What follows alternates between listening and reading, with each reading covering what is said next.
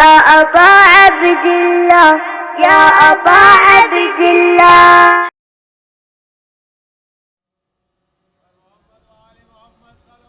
اللهم صل على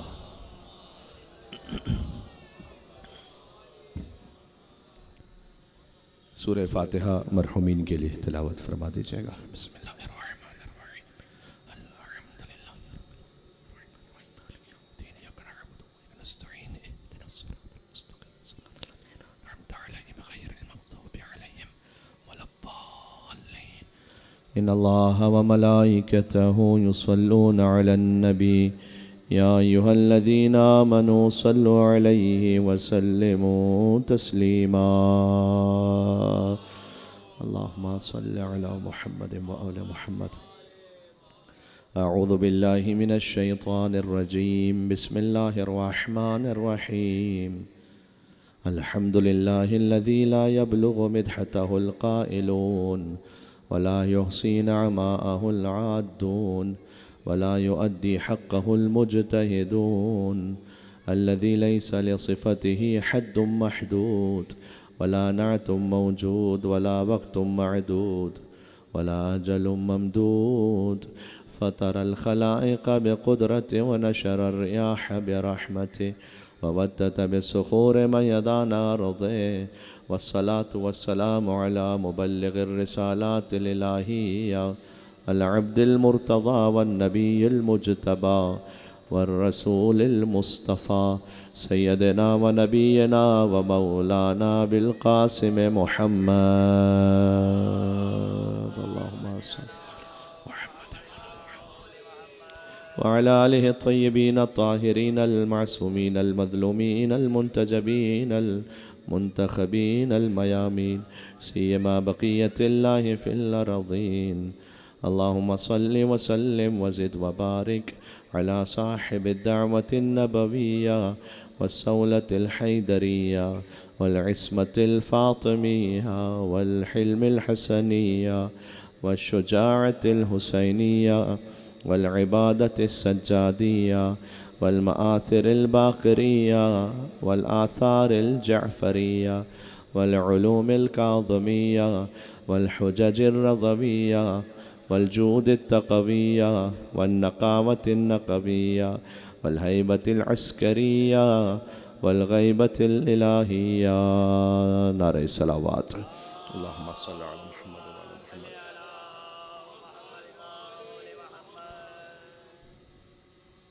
رحمة الله على محبيهم واللعنة الدائمة على أعدائهم أجمعين. أما بعد فقد قال الله الحكيم في كتابه المجيد. بسم الله الرحمن الرحيم. قل ما أسألكم عليه من أجر إلا من شاء أن يتخذ إلى ربه سبيلا. نعرہ صلوات. اللهم صل على محمد وعلى محمد. انتہائی مختصر سے آرائز کے لیے سورہ فرقان کی ایک آیت کی تلاوت کا شرف حاصل کیا گیا. سورہ فرقان کی آیت نمبر 57. اس میں اجر رسالت کے حوالے سے اللہ سبحانہ و تعالیٰ نے اصول بیان فرمایا ہے، اور ذرا غور فرمائیے گا. ایک آیت اجر رسالت کے بارے میں مجلس امام حسین علیہ السلام کی برکت سے میرے بچے کو یاد ہے.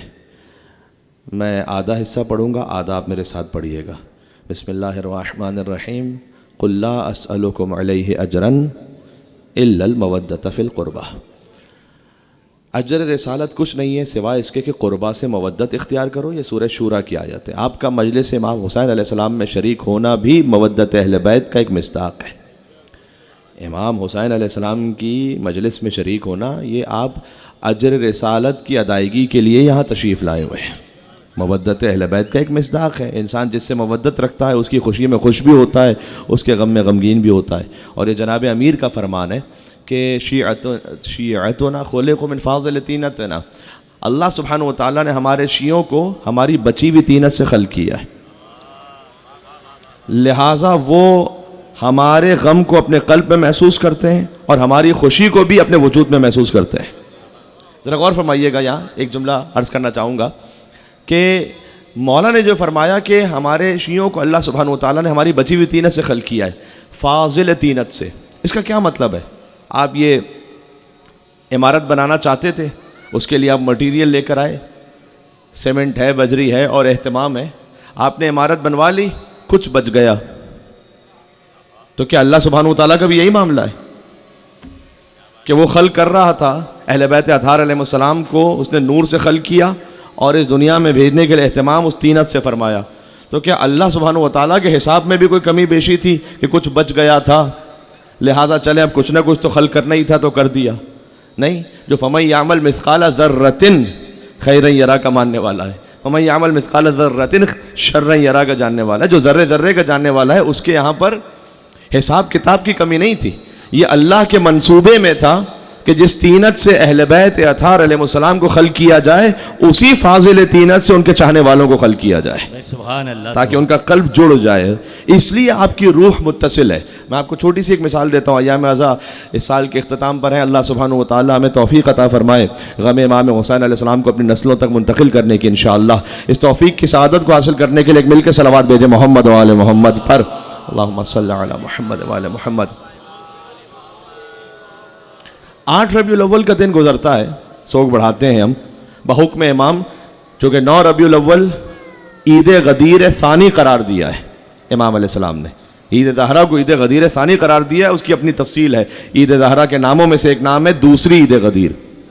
اچھا غور کیجئے گا، 8 ربیع الاول جو مومن تڑپ تڑپ کر گریہ کر رہا ہوتا ہے اور تڑپ تڑپ کر ماتم کر رہا ہوتا ہے اور یہ کہہ رہا ہوتا ہے کہ بچے جو اگلے برس ہم ہیں اور یہ غم پھر ہے، اور جو چل بسے تو یہ اپنا سلام آخر ہے، یہاں 8 ربیع الاول کا دن گزرا اور مغرب کا وقت ہوا اور شب عید زہرا آ گئی، تو یہ آپ کو کچھ خاص کرنا نہیں پڑتا اس غم کی کیفیت سے نکل کر خوشی میں آنے کے لیے، یہ خود بخود ہو جاتا ہے، خود بخود آپ اگلے دن عید زہرا کی خوشی محسوس کرنے لگتے ہیں۔ یہ جو خود بخود ہے یہ کیا ہے؟ یہ ہے کہ آپ کی روح متصل ہے اب عبداللہ الحسین علیہ السلام سے، روح متصل ہے اہل بیت سے، اس لیے کہ جب ان کا غم ہے تو خود بخود ہم میں غم ہے، الگ سے کوئی شاید تاری نہیں کرنی پڑتی۔ یہاں محرم الحرام کا چاند دیکھا، آپ کی آنکھوں سے آنسو جاری ہوئے، یہاں عید زہرا کی شب آئی، خود بخود آپ کی کیفیت منقلب ہو گئی۔ بات واضح ہو رہی ہے؟ میں کیا عرض کرنے لگا ہوں، یہ ہے مودت اہل بیت کا ایک مصداق، سبحان اللہ۔ تو بات کو تھوڑا سا آگے بڑھاتا ہوں، یہ آیت سب کے ذہن میں، یہ سورہ شورا کی آیت ہے، ہم نے سورہ فرقان کی آیت نمبر 57 پڑھی ہے کہ جو شاید کم مومنین کے ذہن میں ہو، اور اس میں بھی اجر رسالت کا ذکر ہے، لیکن ایک دوسرے انداز میں ہے، ذرا غور کیجیے گا، آج وقت بہت محدود ہے، گفتگو تھوڑی تاخیر سے شروع ہوئی ہے، اس کے بعد ہمیں نشتر پاک جانا ہے، خمسہ مجالس کی مجلس سے خطاب کرنے کے لیے، اس لیے کہ میری بھی مجبوری ہے، وقت بہت زیادہ محدود ہے اور کچھ مصائب کا بیان بھی لازمی ہے۔ ارشاد اقدس الہی ہے، قل ما اسألکم علیہ من اجر الا من شاء ان یتخذ الی ربہ سبیلا، اے رسول ان سے کہہ دیجئے کہ اجر رسالت کچھ نہیں ہے سوائے اس کے کہ الا من شاء ان یتخذ الی ربہ سبیلا، تم سب اللہ کے راستے پہ چلنے والے بن جاؤ۔ یہ بات پہنچ رہی ہے؟ اجر رسالت کچھ نہیں ہے سوائے اس کے کہ تم اللہ کے راستے پہ چلنے والے بن جاؤ۔ سورہ شورا میں کہا اجر رسالت کچھ نہیں ہے سوائے اس کے کہ تم قربا سے مودت کرنے والے بن جاؤ۔ اچھا یہاں اب قرآنی ایک بحث ہے، دیکھیں قرآنی گفتگو یہ ہے کہ جب آپ ایک چیز استثناء کے ساتھ، ایگزیمشن کے ساتھ بیان کرتے ہیں اور اسے محدود کر دیتے ہیں کسی خاص موضوع میں، تو جب خاص موضوع میں محدود کر دیا آپ نے اس شے کو، تو یہ نہیں ہو سکتا کہ ایک ہی شے کے لیے آپ مخصوص کرتے ہوئے 2 موضوع بیان کریں اور دونوں استثناء کے ساتھ بیان کریں۔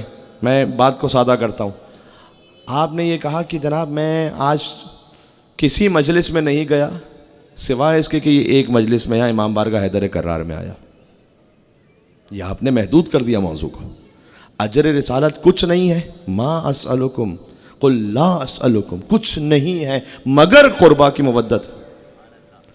تو اگر آپ یہ فرمائیے کہ آج میں کہیں مجلس میں نہیں گیا سوائے امام بارگاہ حیدر کرار، اور پھر اگلے جملے میں فرمائیے کہ میں کہیں مجلس میں نہیں گیا سوائے محفل شاہ خراسان، تو یہ ادبی اعتبار سے جملہ صحیح نہیں ہے، یہ بات واضح ہو رہی ہے؟ تو آپ استثناء کے ساتھ یہ 2 جملے نہیں کہہ سکتے۔ تو اللہ سبحانہ و تعالیٰ سورہ شورا میں کہہ رہا ہے اجر رسالت کچھ نہیں ہے سوائے قربا کی مودت، پھر سورہ فرقان میں کہا اجر رسالت کچھ نہیں ہے سوائے اللہ کے راستے پہ چلنے والے بن جاؤ۔ تو یہ 2 استثناء کیسے ہیں ایک ہی موضوع کے بارے میں؟ قرآن ہے، دونوں قرآن ہے۔ بہت سادہ سی بات ہے. مثال آگے بدل کے پیش کرتا ہوں.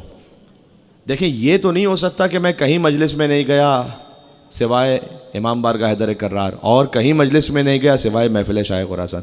لیکن یہ ضرور ہو سکتا ہے کہ آپ یہ کہیں کہ جناب میں کہیں مجلس میں نہیں جا سکا لیکن اورنگی ٹاؤن کی ایک مجلس میں گیا، اور پھر آپ کہیں کہ میں کہیں مجلس میں نہیں جا سکا لیکن امام بارگاہ حیدر کرار گیا. تو یہ دونوں صحیح ہیں، اس لیے کہ یہ دو استثناء ہیں، ان کا مصداق ایک ہی ہے. کاش بات پہنچ سکے، میں کیا عرض کرنے لگا ہوں. یہ دو استثناء ہیں، الفاظ بدل گئے ہیں لیکن دونوں میں تفصیل جو کہ آپ نے بیان کی اس کا مصداق ایک ہے. اجر رسالت کچھ نہیں ہے سوائے قربا کی مودت کے. اجر رسالت کچھ نہیں ہے سوائے اللہ کے راستے پہ چلنے والے بن جاؤ. کاش میری بات پہنچ سکے، ہم کیا عرض کرنے لگے. اس کا مطلب کیا ہوا؟ قرآن کی دونوں آیتوں سے نتیجہ نکالیے کہ اللہ نے کہا کہ اجر رسالت کچھ نہیں سوائے قربا کی مودت، اجر رسالت کچھ نہیں سوائے اللہ کا راستہ. یعنی قربا کی مودت اللہ کے راستے کے بغیر مل نہیں سکتی، اللہ کا راستہ قربا کی مودت کے بغیر حاصل ہو نہیں سکتا. بات پہنچ رہی ہے؟ ایک مل کے صلوات بھیج دیں علی اور اولاد علی ابن ابی طالب علیہ الصلوۃ والسلام پر. اللہم صل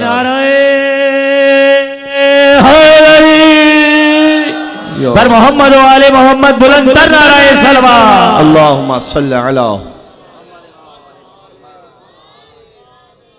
یہ قربا کی مودت کی گفتگو سمجھ میں آ گئی؟ اچھا اگر فرض کیجئے کہ میں آپ سے کہوں کہ جناب میرے لیے ایک فیور کر دیجئے گا، باقی تو میں اور کچھ نہیں چاہتا آپ سے، یہ میرے رشتہ داروں کا خیال کیجئے گا. تو اس میں ایک سوال آ سکتا ہے کسی کے ذہن میں. فرض کیجئے کہ کسی نے بڑی نیکی کی، کوئی امام بارگاہ بنایا، کوئی مسجد بنائی، انہوں نے جاتے جاتے یہ کہا کہ جناب میں تو آپ سے کچھ اجر کا مطالبہ نہیں کرتا لیکن میرے بچوں کا خیال کیجئے گا، میرے رشتہ داروں کا خیال کیجئے گا. تو اس میں ایک سوال یہ ہو سکتا ہے کہ جناب آپ جو وصیت کر کے گئے اس میں آپ نے اپنے خاندان والوں ہی کا فقط خیال کیا اور اپنے بچوں کے بارے میں کہہ کے گئے. تو رسول اللہ یہ کہہ رہے ہیں کہ اجر رسالت، اللہ کہہ رہا ہے بلکہ اجر رسالت کچھ نہیں ہے سوائے اس کے کہ قربا سے مودت. تو کیا رسول اللہ کے خاندان تک بات محدود ہے؟ یہ وجہ کیا ہے؟ یہ رسول اللہ کیوں کہہ رہے ہیں؟ نہیں، بات پتہ کیا ہے؟ خود رسول اللہ نہیں کہہ رہے قربا کی مودت کہ میرے رشتہ داروں کو چاہنے لگو. قل، یہ لفظ قل ہے نا، یہ بڑا ڈیسائسو ہے. قل لا اسألکم، اے رسول ہم کہہ رہے ہیں آپ سے کہ آپ کہیے آگے. رسول اللہ خود سے نہیں کہہ رہے، اللہ کہلوا رہا ہے.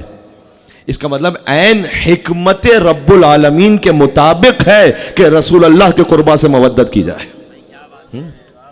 حکمت رب کا تقاضا، اس لیے کہ اب عبداللہ الحسین باب اللہ ہیں، امیر المومنین باب اللہ ہیں. ایک ایران کے شاعر تھے، فارسی زبان میں شہریار ان کا نام ہے. انہوں نے ایک نظم لکھی جو تقریباً ایران میں کوئی مداح ایسا نہیں ہوگا کہ جس نے اس نظم کو کہیں نہ کہیں اپنے انداز میں نہ پڑھا ہو. اس کا جو مطلب تھا بے علی شناختم من بے قسم خدا خدا را. خدا کی قسم میں نے خدا کو علی کے ذریعے سمجھا ہے. معرفت رب کا راستہ ہے علی ابن ابی طالب علیہ السلام، اور واحد راستہ ہے، واحد راستہ. اچھا یہ وہ نظم ہے کہ جنہیں رسول اللہ صلی اللہ علیہ وسلم نے تائید کی تھی شہریار کی اس پوری نظم پر. اس میں کچھ اشعار کا اضافہ بھی کیا تھا. میں اس تفصیل میں جا نہیں سکتا، اس وقت موضوع بڑا چونکہ وسعت ہو جائے گی اس میں. لیکن ایک حدیث آپ کے سامنے سنا دوں اور جا رہا ہوں منزل مصائب پر. اچھا وہ حدیث ہے کہ امام رضا علیہ السلام کہتے ہیں کہ میں نے سنا اپنے بابا موسی کاظم علیہ السلام سے، انہوں نے سنا ان کے بابا سبحان اللہ، ان کے بابا جعفر صادق علیہ السلام سے، انہوں نے سنا ان کے بابا محمد باقر علیہ السلام سے، انہوں نے سنا ان کے بابا امام علی زین العابدین علیہ السلام سے، انہوں نے سنا ان کے بابا امام حسین علیہ السلام سے، امام حسین علیہ السلام اور امام حسن علیہ السلام نے سنا ان کے بابا مولا علی علیہ السلام سے، مولا علی نے رسول اللہ سے سنا. اسے کہتے ہیں حدیث سلسلۃ الذہب. امام رضا علیہ السلام کی ذریعے پر یہ حدیث لکھی ہوئی بھی ہے. اس قسم کی کئی احادیث ہیں. حدیث سلسلۃ الذہب، سلسلہ کہتے ہیں چین، راویوں کا تسلسل. ذہب کہتے ہیں گولڈ کو عربی میں. یعنی وہ حدیث ہوتی ہے نا معصوم کی، لیکن یہ وہ حدیث ہے جس میں راوی بھی سارے معصوم ہیں. دیکھیں راوی معصوم نہیں ہوتے معمولاً، لیکن جہاں راوی بھی معصوموں سے حدیث سلسلۃ الذہب کہتے ہیں. امام احمد بن حنبل نے فرمایا اس سلسلہ سند کے بارے میں کہ جو نام ہے نا یہ اتنے محترم ہیں کہ اگر پانی پر دم کر کے کسی بے عقل کو پلا دو اور وہ صاحب عقل ہو جائے تو حیرت نہ کرنا. بھائی میں یہ کہنا چاہتا ہوں کہ جن کے ناموں کی برکت یہ ہے کہ پانی پر دم کر لیجئے تو دیوانہ عاقل ہو جاتا ہے، ان کے جد کو ہلکے سے بخار میں نہ ہزیان ہوگا نہ نسیان ہوگا. नारे हैदरी। सुभान अल्लाह। इमाम रज़ा अलैहिस्सलाम ने फरमाया, वक्त बड़ा महदूद है, मैं बार बार इस जुमले को दोहराना नहीं चाहता, लेकिन मेरी मजबूरी भी आप महसूस कीजिएगा, इसलिए कि मैं चाहता हूँ कि बहरहाल बात मुकम्मल हो जाए और दूसरी मजलिस में ताख़ीर ना होने पाए। तो इमाम रज़ा अलैहिस्सलाम ने अपने आबा और अजदाद से बयान किया कि हुजूर मुकर्रम ने ये फरमाया, आप मौला कायनात की मवद्दत के बारे में आपने बहुत मरतबा गुफ्तगू सुनी है, लेकिन फ़र्ज़ कीजिए कि अगर मैं आपसे पूछूं कि इमाम जाफ़र सादिक़ अलैहिस्सलाम की मवद्दत का क्या अजर है। अल्लाहुम्मा सल्ली अला मुहम्मद। देखिए हदीस रसूल है, दुरूद तो आप कैसे भी भेजें सवाब है, लेकिन जब बुलंद आवाज़ से भेजें तो अल्लाह दिल से मुनाफ़िक़त को भी दूर कर देता है। अल्लाहुम्मा सल्ली अला मुहम्मद व अला मुहम्मद।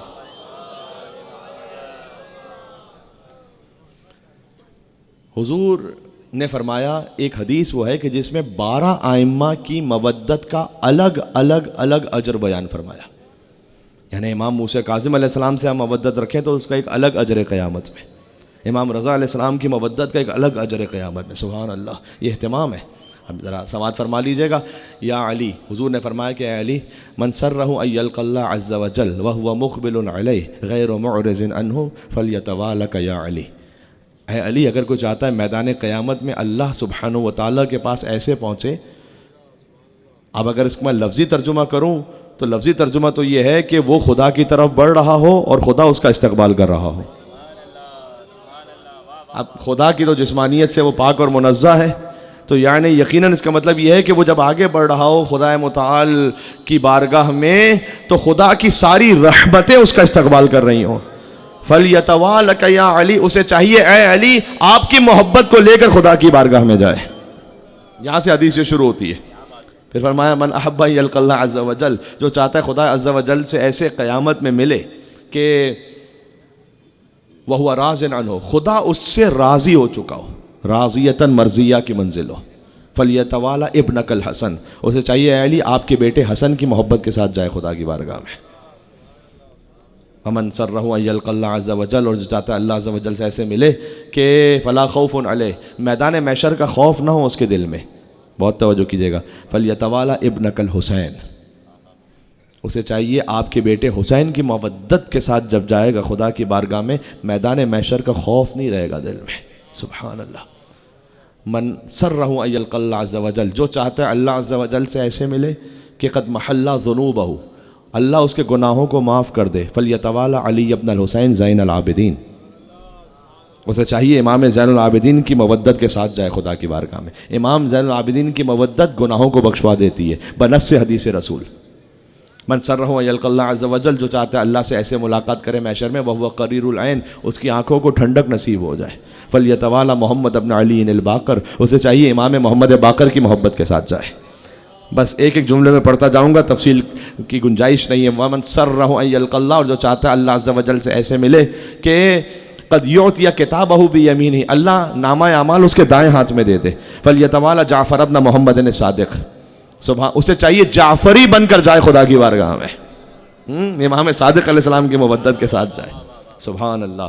वमन सर्रहु अन यल्क़ल्लाह अज़्ज़ व जल, चाहता है अल्लाह से ऐसे मुलाकात करे कि ताहिरन मुतहरन, पाक हुआ हो और ऐसे कि जैसे अल्लाह ने पाक कर दिया हो। फ़ल्यतवाला मूसा इब्न जाफ़र अल काज़िम, उसे चाहिए बाबुल हवाइज इमाम मूसा काज़िम की मवद्दत के साथ जाए अल्लाह की बारगाह में। और जो चाहता हो अल्लाह से ऐसे मुलाकात करे कि वह हुवा ज़ाहिकुन मुस्तबशिरुन, मैदान महशर की सख्तियाँ कितनी हैं लेकिन वो वहाँ पर हंस रहा हो। फ़ल्यतवाला अली इब्न मूसा रज़ा, उसे चाहिए इमाम रज़ा की मवद्दत के साथ जाए अल्लाह की बारगाह में। और जो चाहता है कि ऐसे अल्लाह से मुलाकात करे कि क़द रुफ़िअत दरजातु, अल्लाह उसके दर्जों को और बढ़ाता जाए। व बुद्दिलत सय्यिआतु हसनातिन, अल्लाह गुनाह माफ़ ना करे, फ़कत उसके गुनाहों को नेकियों में तब्दील कर दे। फ़ल्यतवाला मोहम्मद इब्न अली यानी तकी अल जवाद, उसे चाहिए इमाम जवाद की मवद्दत के साथ जाए खुदा की बारगाह में। वमन सर्रहु अन यल्क़ल्लाह अज़्ज़ व जल, चाहता है जो अल्लाह से ऐसे मुलाकात करे, वह हुवा मिनल फ़ाइज़ीन, अल्लाह उसका नाम फ़ाइज़ीन में लिख दे। फ़ाइज़ीन में नाम आने का मतलब पता है क्या है? जो ज़ियारत वारिसा में हम पढ़ते हैं, या लैतनी कुन्तु मअकुम फ़अफ़ूज़ मअकुम फ़ौज़न अज़ीमा, मैं अज़ीम फ़ौज़ पर फ़ाइज़ हो जाता है अब अब्दुल्लाह हुसैन अलैहिस्सलाम, मैं आपके साथ अगर मुझे तौफ़ीक़ नसीब हो जाए। तो जो चाहता है फ़ाइज़ीन में उसका नाम आए, वो इमाम अली नक़ी की मवद्दत के साथ जाए। خدا کی بارگاہ میں، اور جو چاہتا ہے کہ اس کا نام آمینین میں آ جائے، یعنی اللہ امن عطا کر دے اسے میدان محشر میں، اسے چاہیے امام حسن عسکری کی مودت کے ساتھ جائے۔ اور جو چاہتا ہے کہ قد کمل ایمان ہو، اس کا ایمان مکمل ہو جائے، وہ حسن اسلام، اور اسلام اس کا احسن ہو جائے، حسین ہو جائے، فلیتوالا الحجۃ ابن الحسن المہدی عجل اللہ تعالی فرجہ الشریف، اسے چاہیے امام زمانہ علیہ السلام کی مودت کے ساتھ جائے۔ اللہم صلی علی محمد وآل محمد۔ یہ مودت اہل بیت کا تھوڑا سا سفر تھا جو میں نے آپ کے سامنے پیش کر دیا، از اول تا آخر۔ اچھا، رسول اللہ اس حدیث کو بیان کرنے والے ہیں، انہوں نے 12 ائمہ کے بارے میں بیان کیا، گویا 13 معصومین یہاں پر ہو گئے، ایک بیوی کا ذکر مجھے واجب ہے کہ مجھ پر کر دوں۔ امام حسن عسکری جن کی شہادت کی کل شب ہے، فرماتے ہیں کہ ہم جیسے تم پر حجت ہیں، ہماری جدہ فاطمہ زہرا اللہ کی حجت ہے ہم پر۔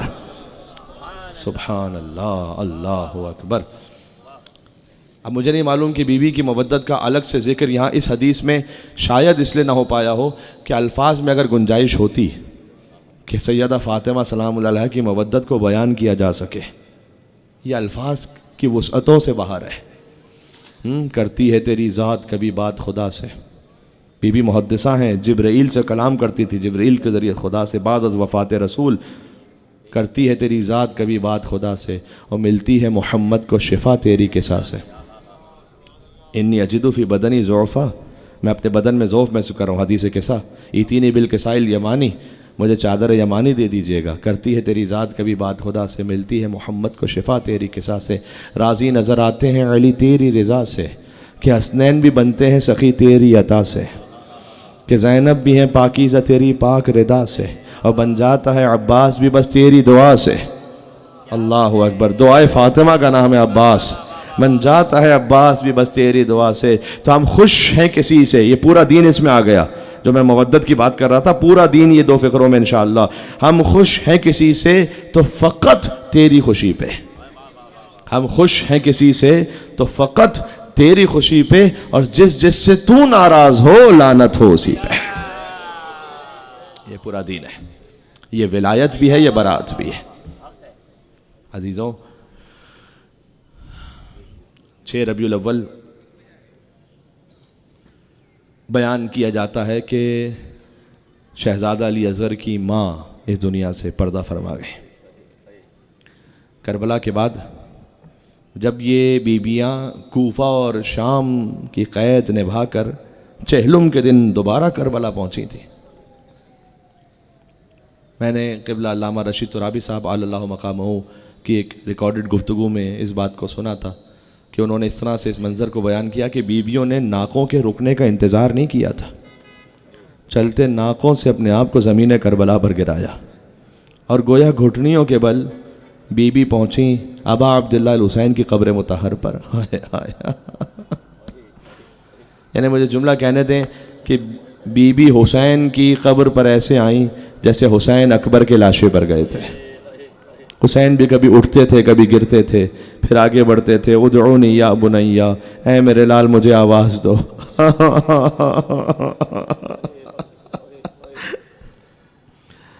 اب دیکھیے، کچھ باتیں ہوتی ہیں کہ جو مصائب میں واضح مختل میں لکھی ہوں، کچھ ہوتی ہیں جو بین السطور آپ فطرت سے سمجھتے ہیں۔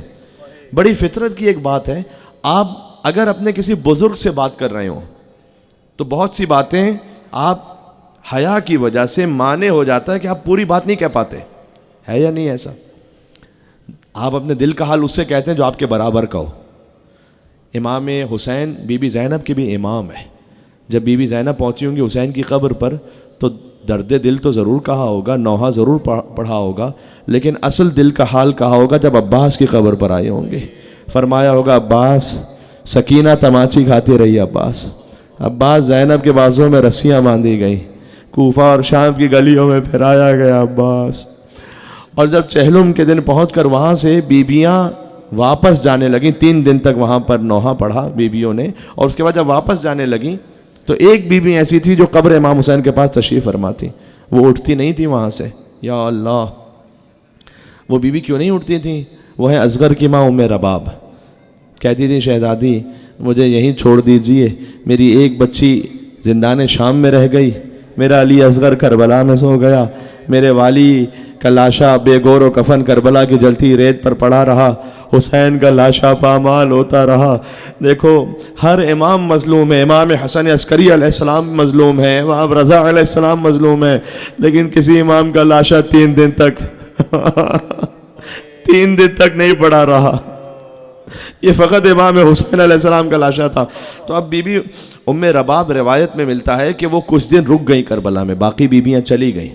اب علماء یہ بیان فرماتے ہیں کہ وہاں قبر امام حسین پر ایک وعدہ کیا کہ پروردگار میرے والی کی قبر دھوپ میں ہے نا، اب رباب مرتے مر جائے گی، سائے میں نہیں آئے گی۔ جب مدینہ بھی پہنچی تو صحن خانہ میں رہتی تھیں، حجرے میں نہیں تشریف لے جاتی تھیں۔ ایک دن مدینہ میں شدید بارش ہو رہی تھی، شدید بارش، تو بی بی زینب سلام اللہ علیہا تشریف لائیں، کہا کہ اپنی بھابھی ام رباب سلام اللہ علیہا سے فرمایا کہ آپ حجرے میں تشریف لائیے، شدید بارش ہے۔ کہ بی بی یہ تو پانی کے قطروں کی بارش ہے، میرے آقا پر کربلا میں تیروں کی بارش ہوئی، تیروں کی بارش ہوئی ہے۔ یا ابی المومنین، آپ کی اولاد قربان ہوتی رہی، یا فاطمہ الزہرا سلام اللہ علیہا۔ بس امام سجاد آگے بڑھے۔ آخری جملہ کہتا ہوں، جتنا ہو سکے توفیق نصیب ہو جائے، امکان میں ہو یقیناً رو بھی لیجئے گا، جو نہ رو سکے رونے جیسی شکل ضرور بنا لے، اس لیے کہ اب تو ایام عزا اگلے برس نصیب ہوں گے۔ دیکھو حسین کا غم تو کبھی جدا نہیں ہوتا مومن کے دل سے، لیکن جو ایام عزا ہیں، اب تو محرم اگلے سال آئے گا نا، پھر اگلے سال کون زندہ ہے، اللہ جانے کون فرش عزا پر پہنچ پائے۔ امام سجاد کہتے ہیں مادر گرامی اب آپ حجرے میں تشریف لے آئیے گا۔ تو ایک سوال پوچھا، یہ ہے اطاعت امام۔ کہا کہ بیٹا سجاد آج بیٹا بن کر کہہ رہے ہو یا امام بن کر حکم دے؟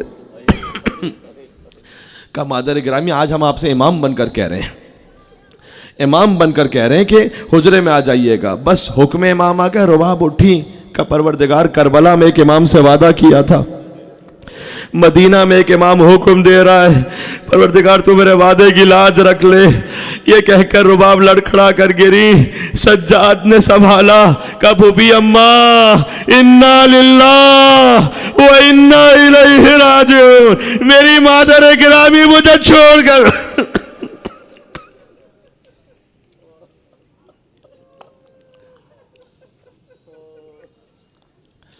السلام علیک یا عبد اللہ۔ مجلس کی قبولیت کے لیے ایک سلام پڑھ لیں، السلام علی الحسین وعلی علی ابن الحسین وعلی اولاد الحسین وعلی اصحاب الحسین۔